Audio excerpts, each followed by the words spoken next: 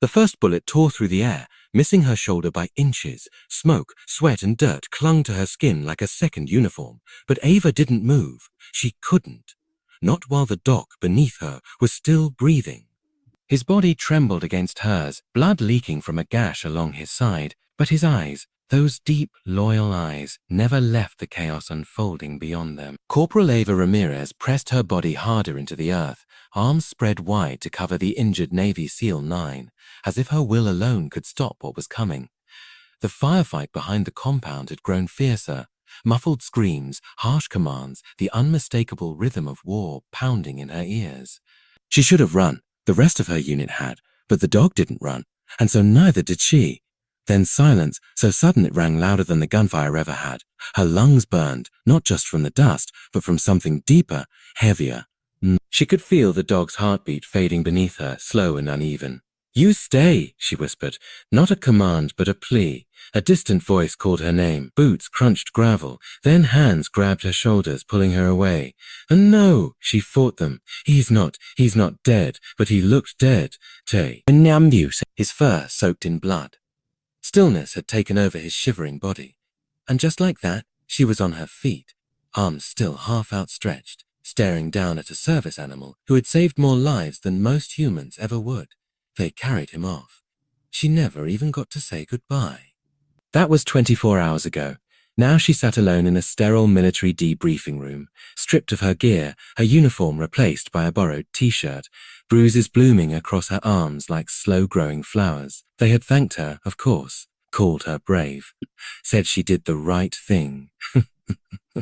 But none of it mattered, because no one could tell her what happened to that dog. His name was Ghost, and no one seemed in a hurry to care. The day had been long, blurred into hours of silence and protocol, but now the door creaked open, and everything was about to change. Eva Ramirez didn't grow up thinking she'd end up here, scarred, exhausted, too young to feel this old. She had once been a child who believed in rescuing strays and patching up birds with broken wings. Her mother, a nurse, raised her on compassion. Her father, a retired Marine, raised her on discipline. Somewhere in between, she learned that real strength wasn't loud. It was the ability to stay when everyone else ran. She joined the army at 19, driven by the need to do more than just survive. Combat medic. 2 tours. One wide blast that left shrapnel in her shoulder and tremors in her hands. She never told anyone about the nightmares. She stitched up bodies by day, and by night she curled into herself, trying not to feel the guilt of those she couldn't save. But the dogs, those military working dogs, somehow they made it easier. They didn't ask questions, didn't flinch at the blood. They listened with stillness, watched with loyalty, and moved with purpose. Ghost had been the quiet one of the 9 team, a Belgian Malinois with sharp eyes and a soul far older than his years. He was not hers to care for. But in the days leading up to the mission, their paths had crossed enough that she started saving scraps for him. He started watching her, even when others were speaking, toeing Taro when others were speaking. That was how she knew they understood each other, without ever needing to say it out loud. And then came the ambush, the wrong intel, the sudden chaos. She found Ghost bleeding near the blast site, and while everyone else was retreating, while the perimeter fell apart, she threw herself over him like she was made of armor instead of bone and skin. They pulled her away. She hadn't seen him since. Now, as she sat in the cold metal chair, back aching, eyes fixed on the wall, she wondered if it had all meant anything. Until the man walked in. He was tall, lean, eyes obscured by the shadow of his cap. But his uniform said more than his mouth ever needed to. Naval Special Warfare Command, SEAL Team. He didn't speak at first, just laid a worn-out leash on the table between them. It was frayed, blood-stained, ghosts. Irva's breath caught, Selva's breath caught. "I'm sorry," she whispered, already bracing for what she knew would follow. But the man shook his head slowly. "You don't need to be sorry," he said. She looked up then, meeting his eyes fully for the first time. There was something in them, not pity, respect. Deep, bone-deep respect. Deep, bone-deep respect. "We thought he wasn't going to make it," he continued, voice low. "But you gave him a shot." Wes' hands trembled. "Where is he?" The man smiled, barely. "He's alive, stabilized. Vet said he would have bled out if not for you." Her shoulders shook with a breath she hadn't realized she was holding. "No, And then the man leaned closer. He's asking for you. Ava blinked. He what? He won't eat. Won't move much. Keeps looking at the door, like he's waiting. The room tilted slightly, not from shock, but from the sheer force of emotion that rose in her like a wave. They don't do that for just anyone, he added. A ghost is particular. She stood slowly, unsteady, like her legs no longer knew what to do without fear pressing them forward. But her voice was steady. Take me to him. As they walked through the maze of halls, Ava could feel something shifting. Not just the ache in her muscles or the lingering adrenaline. It was the weight of what it meant, that in a world that so often forgot the silent heroes, the ones with fur and fangs and eyes that knew loss, there was still space for loyalty to matter. The door opened into the recovery room. And there he was, Ghost, wrapped in clean bandages, a fire's purr, in place, one paw shaved. He lifted his head at the sound of her steps. Slowly, weary, but his eyes found hers. He made no sound, just that steady gaze. She knelt beside him, and his paw moved, ever so slightly, to touch her leg. No words, no medals, no ceremony, just quiet. And somewhere deep inside her, the tremors stopped, for the first time in months. They stayed like that for a while, and neither of them needed to say a thing. The next morning, the world outside the base kept spinning. Coffee brewed, phones buzzed, and trucks rolled out. But inside the recovery wing of the military hospital, time had slowed to the heartbeat of a dog on an vor. Ava hadn't slept. She had stayed curled in the stiff chair next to Ghost's cot, arms folded, chin tucked into her shoulder, not out of exhaustion but out of silent vigil. Ghost's breathing was steadier now, shallow but even. The medics said he was a fighter. She already knew that. But what they didn't understand, what no chart or report could explain, was that he hadn't stayed alive for himself. He stayed alive for her. Still, even as the dog fought his way back from the edge, the war outside the hospital walls took on a new shape. One of politics, protocol, and paperwork. The mission had gone south. Collateral damage, insubordination. There were whispers about Ava, about her breaking chain of command, her irrational response, and the fact that she had prioritized an animal over mission parameters. None of them had been there. None of them saw what she saw. Her. She heard them anyway, outside her door, in the mess hall, over clipped phone calls and low murmurs in briefing rooms. She risked everyone for a dog. As she froze, disobeyed, as she got lucky, the man from yesterday, the one with the navy cap and quiet authority, was one of the few who didn't speak. But his silence wasn't like the others. His silence didn't come from judgment. It came from watchfulness. His name was Commander Reese. Ghost's handler had been lost during the operation. Reese had been next in line to take over the Nine's future, until Ava laid her body over the dog and rewrote the ending. And now Reese was watching how everyone else responded. When we finally stepped into the hallway that morning, her boots echoing against the tile, the silence followed her. Conversations paused. A sergeant glanced away. One woman straightened her posture too quickly, as if afraid her own body might be accused of softness. No one said, "Good morning." No one asked how she was. Only Reese waited, leaning against the wall across from Ghost's door, arms crossed, expression unreadable. "A commander," she said softly. He studied her a moment, then nodded toward the hallway. "A walk with me. A walk with me." They moved without speaking at first, passing rooms filled with bandaged limbs and folded flags, medals waiting to be handed to parents who would trade them for a heartbeat. Then Reese spoke. "You made a choice," he said. "And now they're trying to decide if it was a mistake. If it was a mistake." She didn't flinch. "I'd do it again, I know." They walked a few more paces. "Do you know what Ghost is to them?" he asked. She shook her head. "He's an asset. A number, a cost on a spreadsheet. You made him human. That scares people." She stopped then, turning to face him fully. "He is human, in the ways that matter."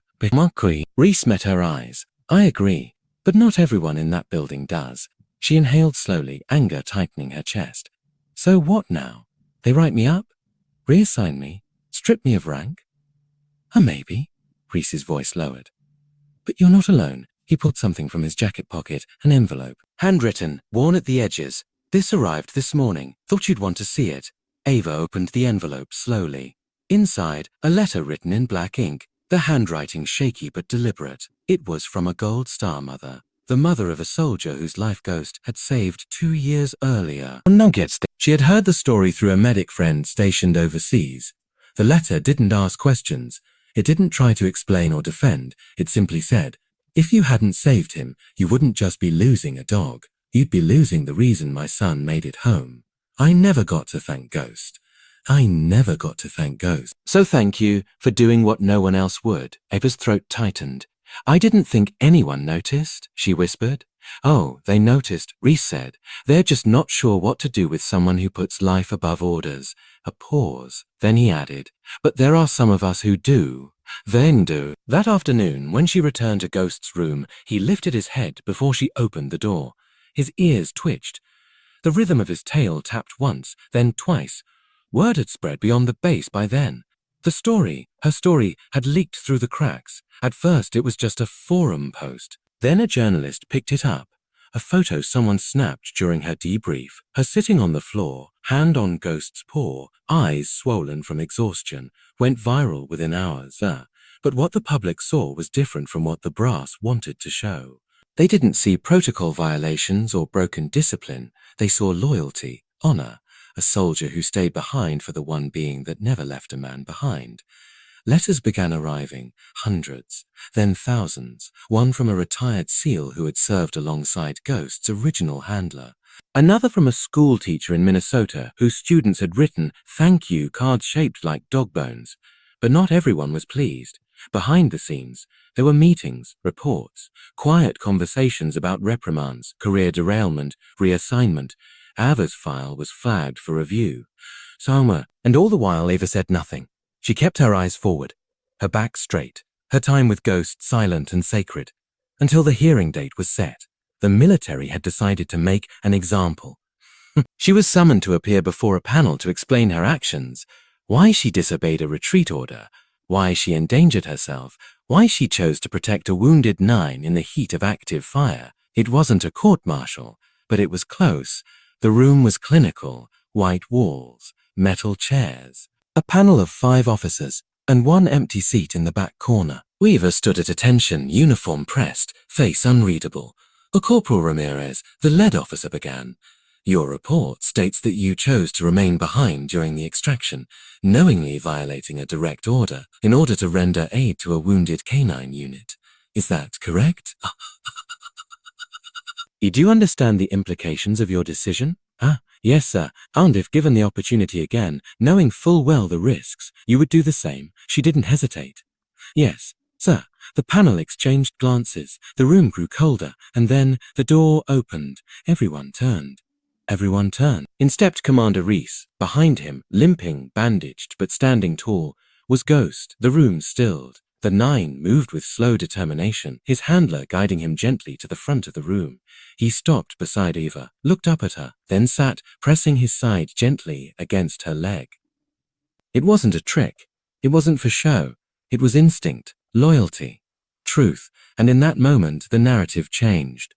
Not because Ava defended herself, but because Ghost chose to. He didn't need words. He just needed to be seen. A silence fell across the room. Not the kind born of awkwardness, but the kind born of something sacred. Reverence. Reese stepped forward. If I may, he said, voice calm, I'd like to submit a statement.